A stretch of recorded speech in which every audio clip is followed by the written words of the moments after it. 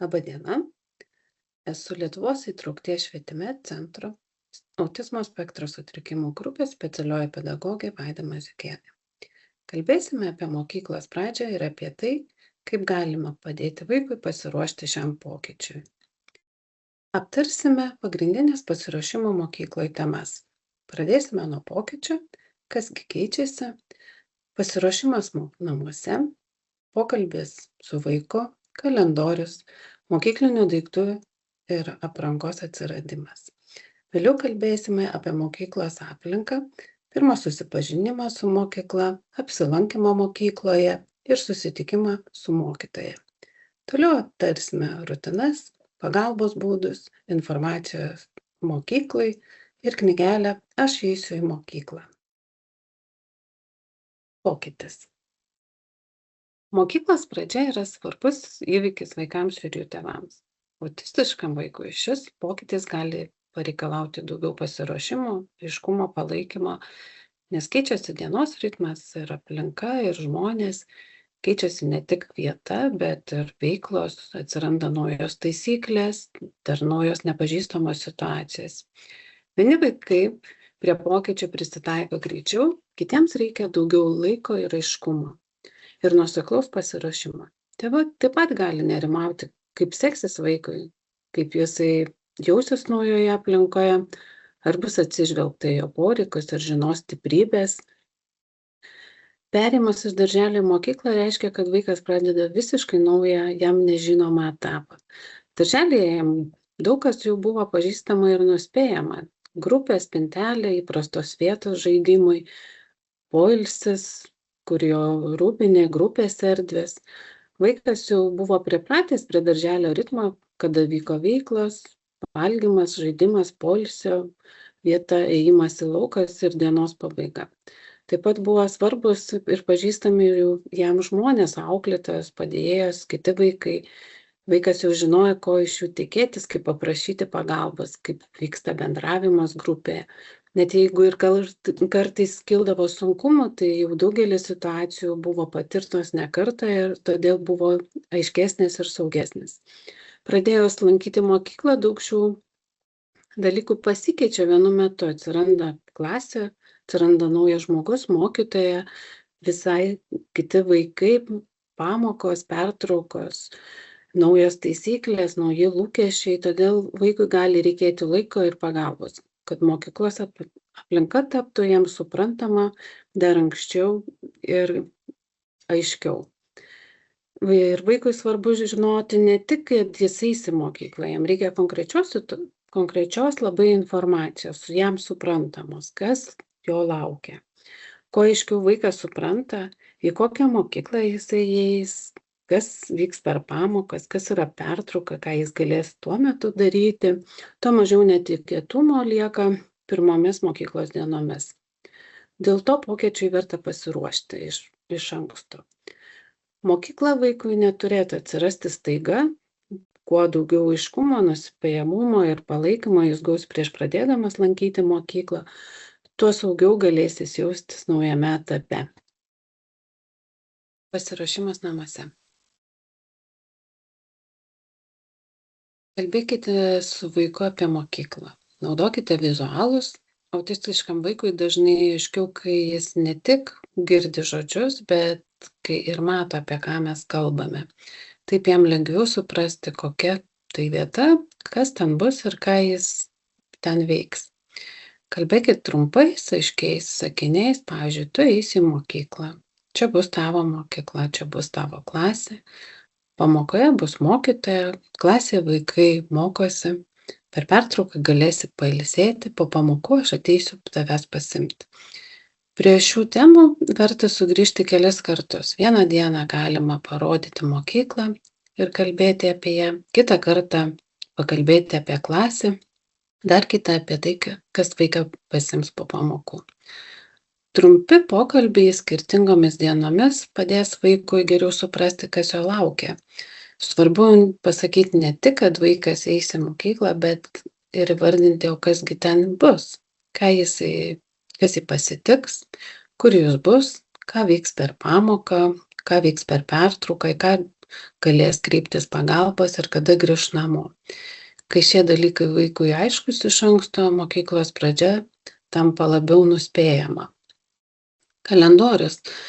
Ruošiantis mokyklai, naudokit kalendorių, jis padeda stebėti, kiek liko dienų iki mokyklos pradžios, matyti svarbius pasiruošimo įvykius.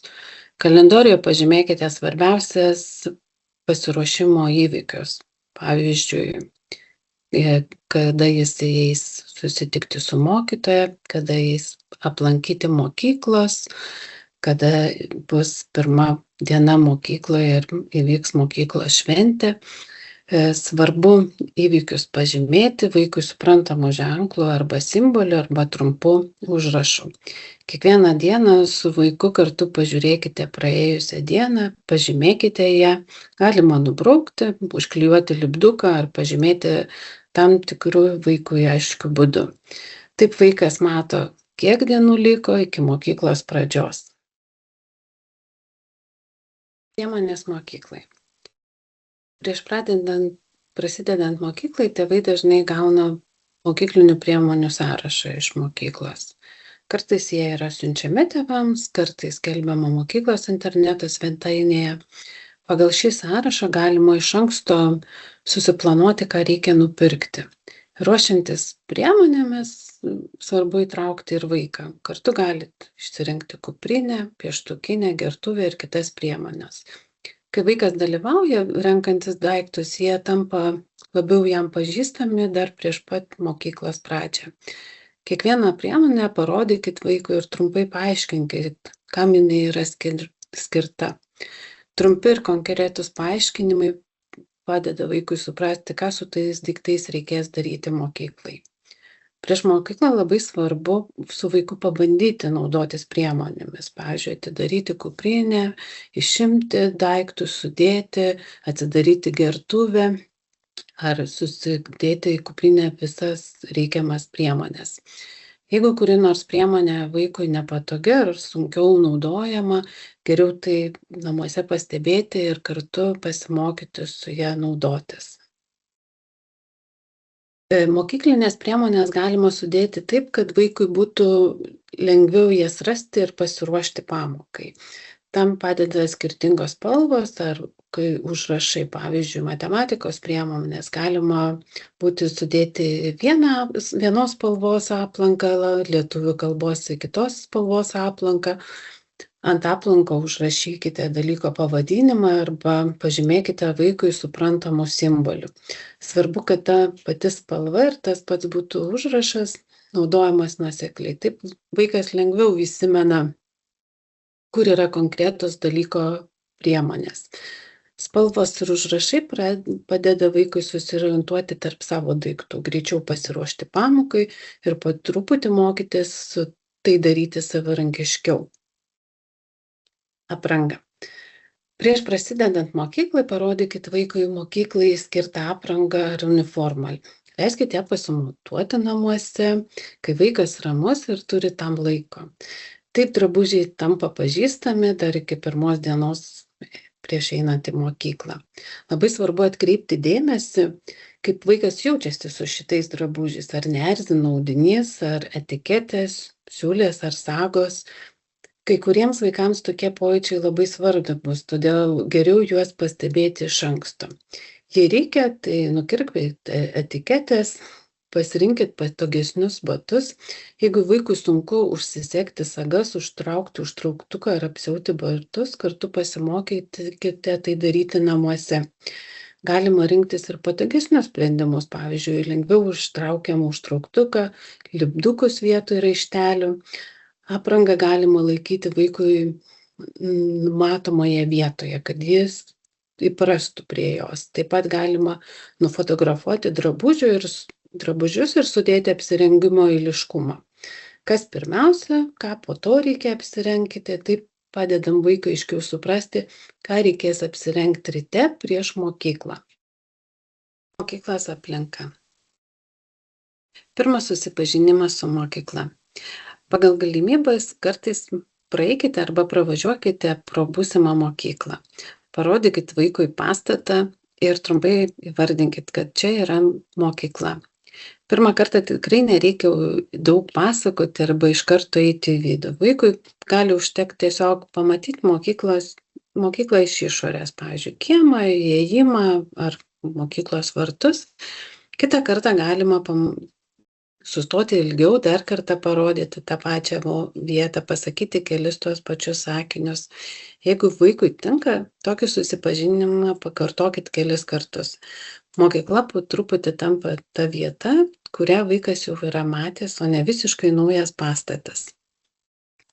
Šiuose rekomendacijose yra įvardinama, kad mokykla sudaro sąlygas mokiniui ir jo tėvams prieš pradedant lankyti mokyklą susipažinti su mokykla, su klase, pagalbinėmis patalpomis ir kitomis erdvėmis, bei mokytojo, mokinio padėjėja ir pagalbos specialistais.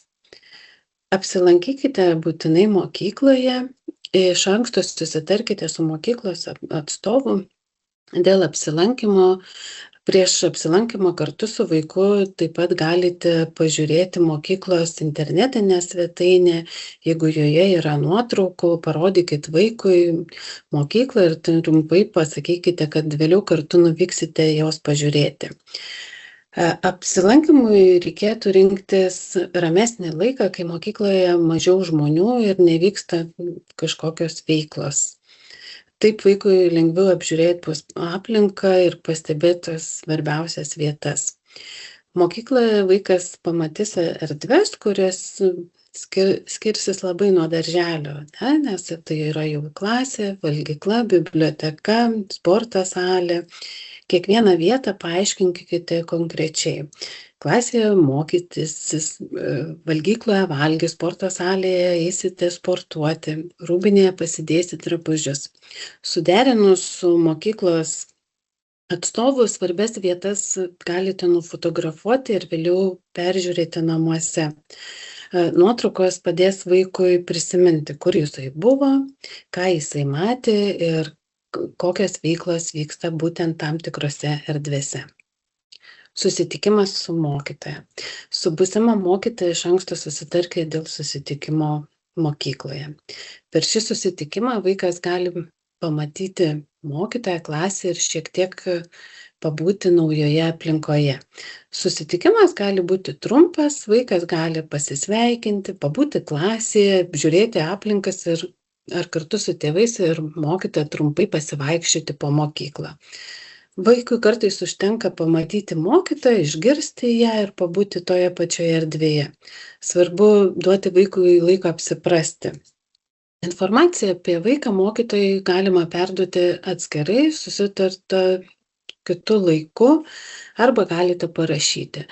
Tėvai gali pasakyti, kas vaikui labai patinka, kokios jo stiprybės, kas jam sekasi, kur jam gali kilti iššūkių.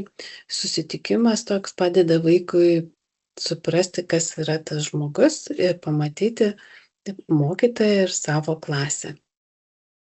Rutina. Dienotvarkė. Padėkite vaikui suprasti visą dienos eigą.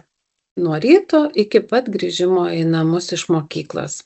Trumpai aptarkite, kas vyks ryte, kada vaikas kelsis, rengsis, pusryčiaus, kada keliaus į mokyklą ir kas jį nuveš ar palydės.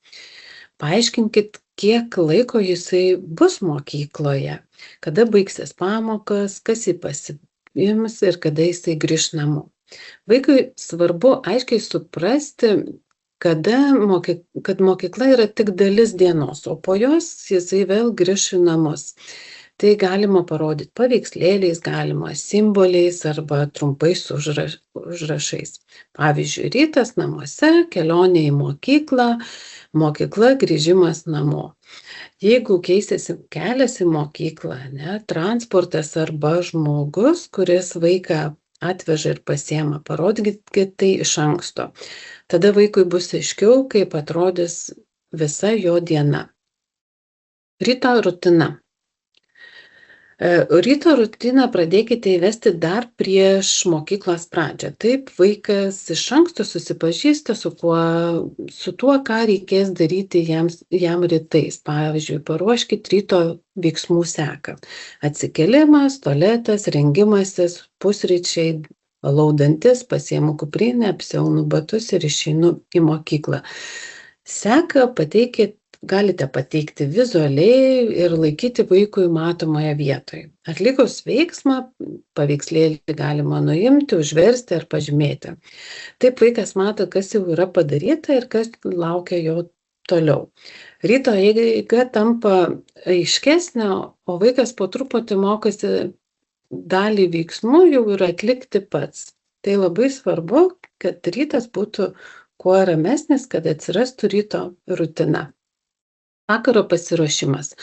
Vakare kartu su vaiku pasiruoškite to, ko reikės ryte. Pavyzdžiui, drabužiai, kuprinė, gertuvė, užkandžių dėžutė, batai ir būtinai ryto planą, ką reikės daryti ryte. Kartu sudėkite daiktus į jiems skirtas vietas. Vaikas gali pamatyti, kokius drabužius ryte rengsis, kur bus kuprinė, kur gertuvė, kur batai.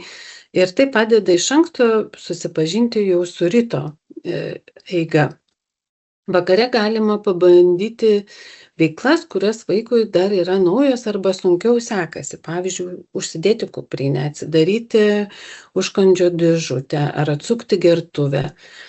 Kai ryto daiktai paruošti kartu su vaiku, ryte lieka mažiau į to ieškojimo, skubos ir netikėtumų. Vaikas jau būna matęs, ką naudos ir ką reikės padaryti ryte. Atsisveikinimas. Apgalvokite, koks atsisveikinimas vaikui būtų lengviausias, kai reikės atsisveikinti mokykloje. Jeigu darželyje turėjote jums pasiteisinusi atsisveikinimo būdą, jį galima tęsti ir mokykloje. Bet jeigu tokios rutinos nebuvo, susikurkit paprastą ir kasdien panašią atsisveikinimo seką. Pavyzdžiui, einate prie klasės, pasisveikinote su mokytoja, apsikabinote su vaiku, pasakot, kaip pasimatymą, vaikas išeina su mokytoja, o jūs dar primenat, kad ateis pasimti jo po pamokų. Vaikui parodykit, kas jį pasims po pamokų ir kur tai įvyks. Tai gali būti prie klasės arba koridoriuje, bet tam tikroje sutartoje vietoje. Atsisveikinant, naudokit tuos pačius trumpus sakinius. Aš dabar išeinu, tu būsi su mokytoja, po pamokų aš ateisiu tavęs pasimti. Kai atsisveikinimas vyksta panašiai kiekvieną dieną, vaikui lengviau suprasti, kas vyksta dabar ir kas bus vėliau. Ir tie atsisveikinimai tampa lengvesni. Pagalbos būdai. Mokykite vaiką trumpų frazių, kurias jis galėtų panaudoti mokykloje. Pavyzdžiui, reikia pagalbos, nesuprantu, pavargau, reikia pertraukos, noriu į tualetą. Galit paruošti korteles su trumpais užrašais ar simboliais šitų žodžių. Pagalba, pertrauka, tualetas, nesuprantu. Vaikas galėtų jas parodyti mokytojui tada, kai jam ko nors reikia. Šias frazes ir korteles pradėkite naudoti dar prieš mokyklą, namuose arba darželyje. Parodykit vaikui, ką jos reiškia ir kada jas reikėtų panaudoti. Svarbu, kad vaikas pamatytų, jog į jo prašymą yra sureaguota. Kai jis pasako frazę ar parodo kortelę ir suaugęs žmogus sureaguoja ir jam padeda.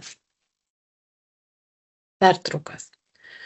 Pertraukos dažniausiai būna mažiau nuspėjamos nei pamokos. Pertraukose dažniausiai daugiau triukšmo, judėjimo, vaikų netikėtų situacijų. Todėl vaikui naudinga turėti kelis aiškius pasirinkimus, ką jis galėtų pertraukų metu veikti. Aptarkit su vaiku, ką jis galėtų veikti per pertraukas. Galit pasakyti ir parodyti kelias galimybės. Gali nueiti į tualetą, gali atsigerti, gali pailsėti, pasivaikščioti arba kreiptis į suaugusių pagalbos. Jeigu vaikui padeda konkreti veikla ar daiktas, galima iš anksto pasiruošti kelis jam patinkančius pasirinkimus. Lego, knygelė, piešimo priemonės, mažą dėlionę ar sensorinį žaislą. Ta veikla, kuri jam būtų patinkanti. Su mokykla verta aptarti, kur vaikas galės tuo naudotis, kur galės pabūti ramiau, jeigu pertrauka jam bus per intensyvi. Informacija mokyklai. Su mokytoja galima susitarti dėl atskiro pokalbio be vaiko arba informaciją parašyti raštu, kad mokytoja turėtų kuo daugiau informacijos apie jūsų vaiką. Jo pomėgius, stiprybės, kas jam sekasi ir kokių kyla iššūkių. Parašykit arba pasakykit, kas vaikui patinka, kuo jis domisi, kaip bendrauja, kas jį motyvuoja. Taip pat svarbu paminėti, kokiose situacijose vaikui būna sunkiau. Pavyzdžiui, kai daug triukšmo, reikia laukti, keičiasi veikla ar aplinkoje daug žmonių. Svarbu paaiškinti, kaip vaikas parodo, kad jam jau per daug visko. Taip pat parašykite arba papasakokite, kas vaikui padeda nusiraminti, ar trumpa pertrauka, ar ramesnė vieta, ar vizualas, ar suaugusio pagalba. Kuo daugiau konkrečios informacijos suteiksite apie savo vaiką, tuo lengviau mokytojui bus jį suprasti ir tinkamai palaikyti, ypatingai pirmomis mokyklos dienomis. Bendravimas su mokykla. Labai svarbu susitarti, kaip jūs gausite informaciją iš mokyklos ir kaip patys galėsit ją perduoti. Aptarkit, koks būdas jums abiems pusėm būtų patogiausias. Ar žinutės, ar elektroninis dienynas, trumpi pokalbiai, užrašų knygelė, ar dar kažkoks kitas sutartas būdas. Svarbu susitarti ir dėl to, ką verta pranešti ryte. Pavyzdžiui, jeigu vaikas blogai miegojo ryte buvo sunkiau atsisveikinti, namuose įvyko pokytis, ar vaikas jau nuo ryto atrodo pavargęs. Tokia informacija mokytojui padeda geriau suprasti vaiko savijautą tą dieną. Bendravimas turėtų būti ne tik apie sunkumus, labai svarbu pasidalinti ir tuo, kas vaikui pavyko. Paprašė pagalbos, pabuvo pertrauko, atėjo į klasę, pavalgė. Tai kaip sureagavo į pokytį. Kai tėvai ir mokytojai dalinasi informaciją, lengviau pastebėti, kas vaikui padeda, kokios situacijos kartojasi ir ką galima keisti, kad mokyklos diena vaikui būtų kuo lengvesnė. Knygelė Aš eisiu į mokyklą. Lietuvos įtraukties švietime centro autizmo spektro sutrikimų grupės specialistai paruošė knygelę vaikams Aš eisiu į mokyklą. Knygelė tai vaiko asmeninė istorija apie mokyklą. Čia galima rasti mano mokykla tokias temas, mano mokytoja, mano kuprinė, pamoka, pertrauka, pagalba ir dar daugiau. Taip pat tėvai galės rasti ir naudojimosi gairės, kurioje specialistai taip pat surašė, kaip pildyti šią knygelę. Knygelę galima įrašyti ir žodžius, ir pavadinimus, įkelti arba įklijuoti nuotraukas, kartu su vaiku piešti ir spalvinti, iškirpti, klijuoti paveikslėlius, skaityti, aptarti puslapius su vaiku, leisti vaikui pasirinkti, ką įklijuoti ar ką pažymėti. Pateiksiu keletą pavyzdžių iš knygelės. Knygelėje vaikas galės užpildyti temą, kas man patinka. Vaikas galės rasti prieduose, jūsų vaikų galėsit rasti prieduose paveikslėlių arba vaikas galės pats nupiešti arba įklijuoti savo patinkančią veiklą ar žaislą.